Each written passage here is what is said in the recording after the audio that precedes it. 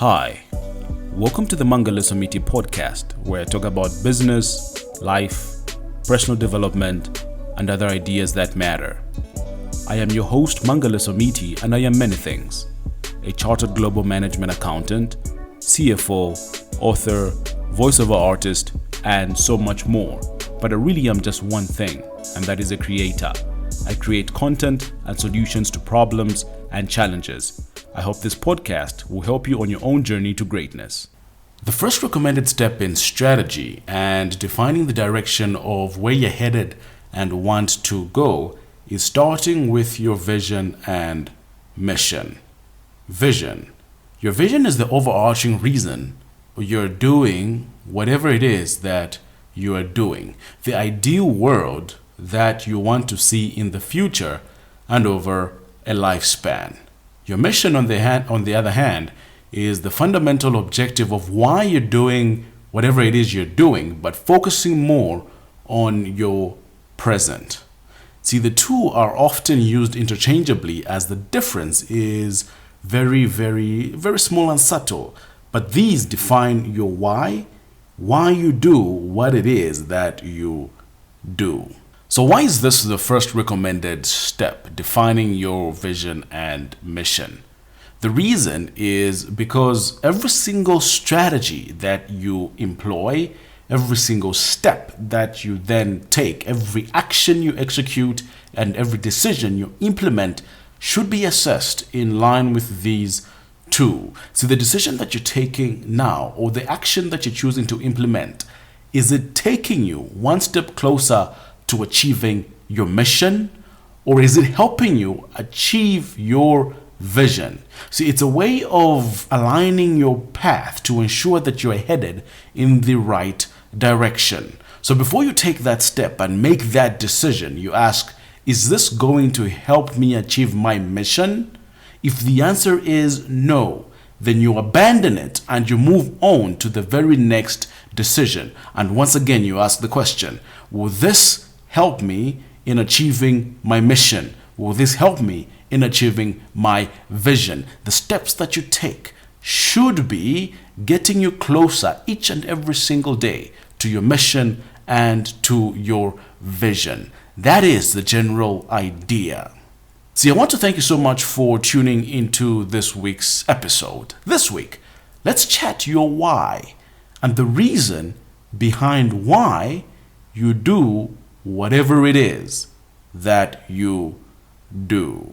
I remember a couple of years ago when I had just written my final CMA exams, in my final Chartered Management Accountant exams, and I received the results that I had passed these exams and I could move on to then qualifying as a Chartered Management Accountant.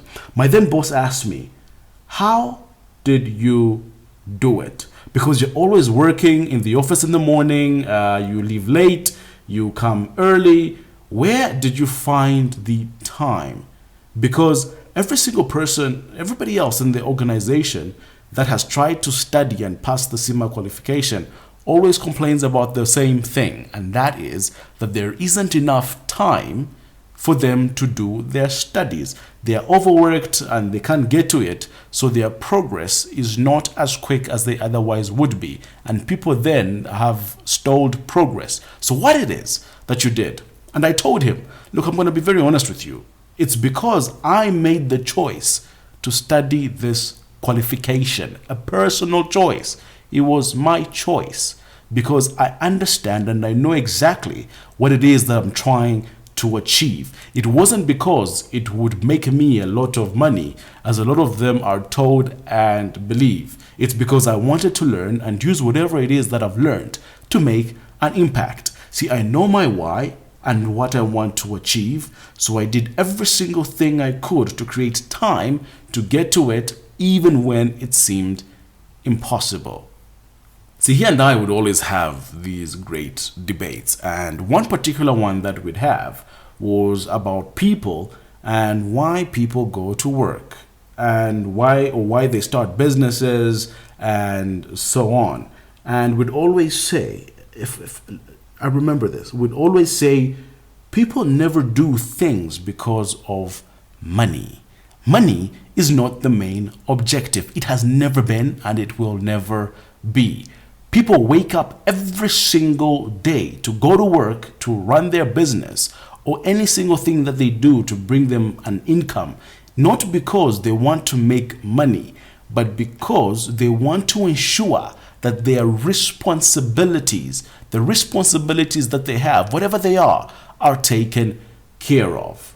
See, there's people who depend on them and people whose needs they need to take care of, kids, spouses, parents, employees, and so on. And there are other things that they like as part of their lifestyle that they want to continue enjoying, and so forth and so on. There's a lot of things that people want to do, and money is only a means to them achieving these objectives, to them fulfilling the responsibilities that they have.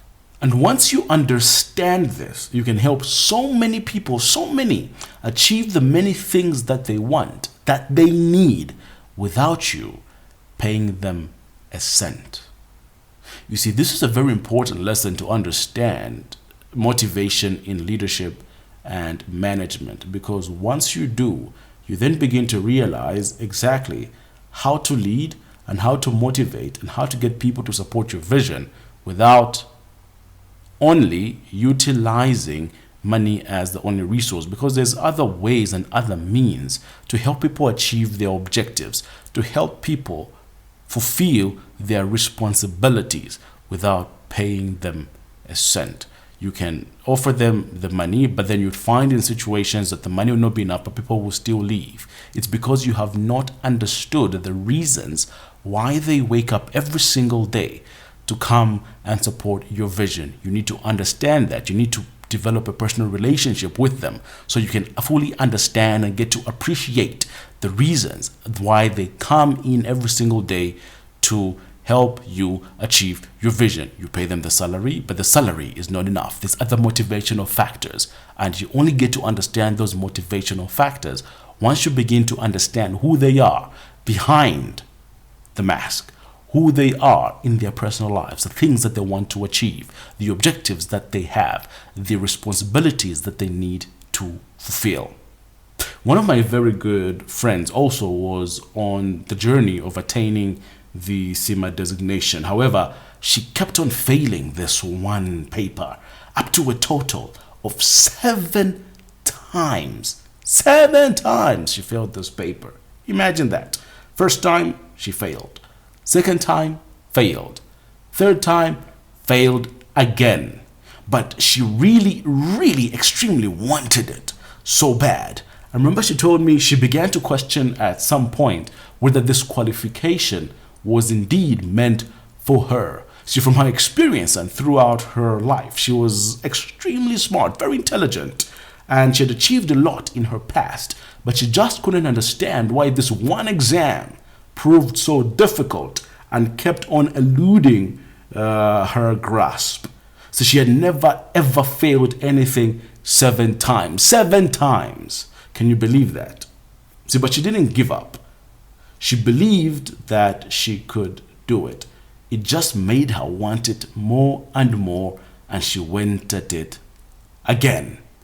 I recall she said after the 7th failure, she was really done and she gave it up. She was defeated. See, but after seeing some of her friends make it and celebrate achieving the full qualification that she had wanted, that she believed would change her life, she was reminded how far she had come and all the previous exams that she had passed up to this point, no matter the odds, nor the struggles that she had gone through. Why she had started this qualification in the first place, where she wanted to be. And she went at this exam, and on her 8th attempt, she passed it. Today, she's fully qualified and she's gone on to achieve some very great things. Know your why. Internalize it and use it. Once you know your why and why you're doing something, why it means so much to you, it helps you to stay focused and keep going hard at it. I remember going to an event sometime last year and I met this guy, a very nice guy, and we hit it off. We had an absolutely great conversation. He told me he had started multiple businesses, but he seemed that every single time that he started one, he gets bored of it, he doesn't want to continue, and he abandons it.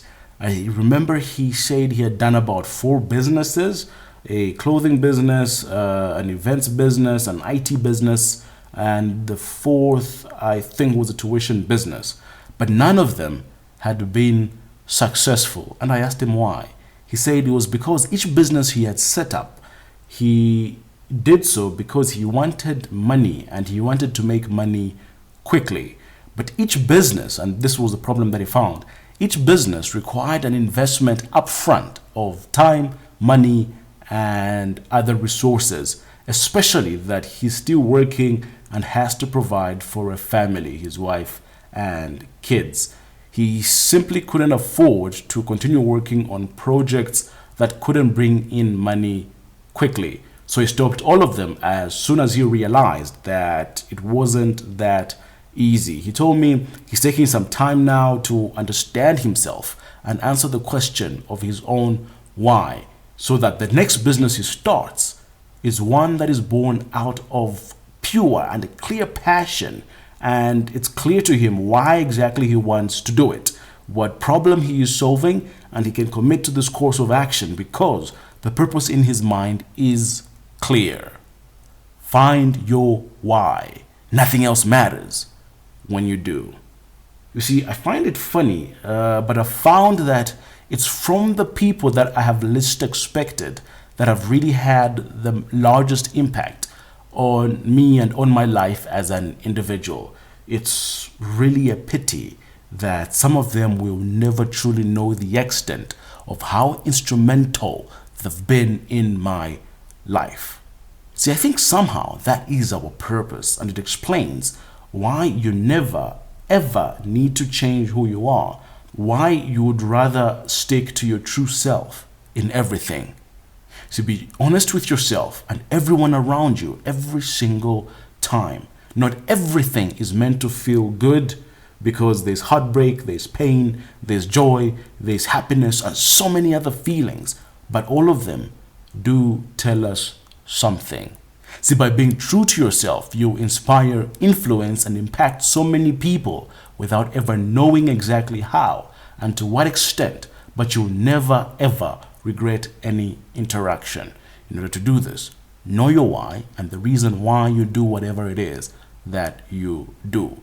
Internalize your why and use it to your advantage, because once you know why you're doing something and why it means so much to you, it helps you to stay focused and helps you to keep going hard at it. It's your inspiration and the fuel, the wind beneath your wings on which you use to fly. I want to thank you so much for tuning in.